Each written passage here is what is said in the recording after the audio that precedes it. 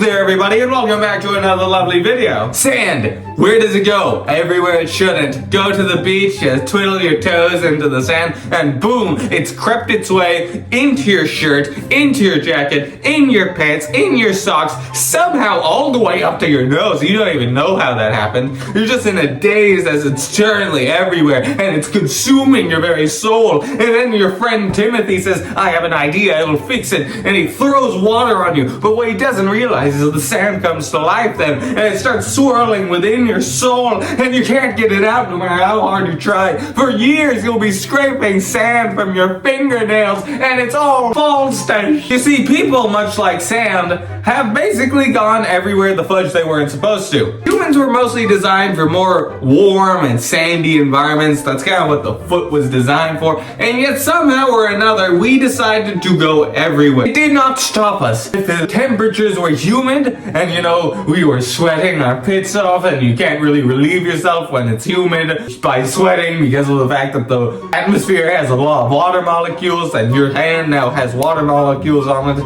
and those water molecules can't evaporate into the atmosphere because the atmosphere already has water, so you're kind of stuck in your sweat, and it sucks. Whether it's ice in the freezing tundra where the icicles start growing out of your nose, we've been there. The beautiful green plains, which honestly, it does kind of sound like that would be our vibe, beautiful green grassy plains, but we weren't supposed to be there, yet we are. 2 questions: why and how? The toddler best exemplifies the human race, okay? A toddler's gonna do what? It's gonna pick up a fork, it's gonna look at an electric socket, and it's gonna go, oh, I have an idea. You gotta tell it no, because you're the adult and you know better. But what if you're the toddler who is 20 years old and no one knows better? You're gonna do it and someone's taking notes, and that's how they know. Listen, you can't kick on toddlers either, because guess what? Have you ever built marshmallows with toothpicks? Yeah, those fond childhood memories of the kindergarten and whatnot. Toddlers and kindergartners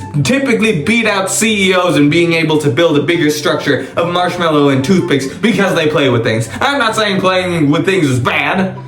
It's how we got here. Think about it. The whole reason humans are everywhere is just because there were no adults essentially. We were the adults with no adults, and we decided, I'm gonna go south. Your buddy Jonathan was like, that's a great idea, bro, I'm gonna follow you. And sure, did they maybe die? Yeah, but Timothy over there, he learned, he took notes, and he was like, not go south, go north. And that's how he got icicles out of our nose. The how part is also answered by the why thing I just said. Some people take notes and you learn from that. That's something that applies to everything, okay? In classes, right? What do? When you don't know if your professor is a nice, chill dude or a really scary dude, what do? Do you just go up to him and start talking? Well, I do, and that's why I'm the test dummy. Everyone else takes notes and they learn. They learn from if I get exploded upon or I get a firm slap on the wrist and a handshake and a hug from a professor. And they share that information. They don't just keep it to themselves, but typically information is shared. You can literally look up and rate my professor about professors because you share information about people. And people shared information about travel. Lewis and Clark, do you think they would be famous if they didn't share information? No one would know about them. But we know about them because they shared information, and that's how we were able to discover all the land there was. Is that the best example? Maybe not, but that's what my kindergarten and schooling of my childhood taught me about, so that's what I'm going to talk about. At this point, we mostly have a good idea on what is dangerous and what is not. And when you know you're not going to die, try it! See what happens. Play with the marshmallows and the sticks. It could be fun. It could be interesting. It could suck.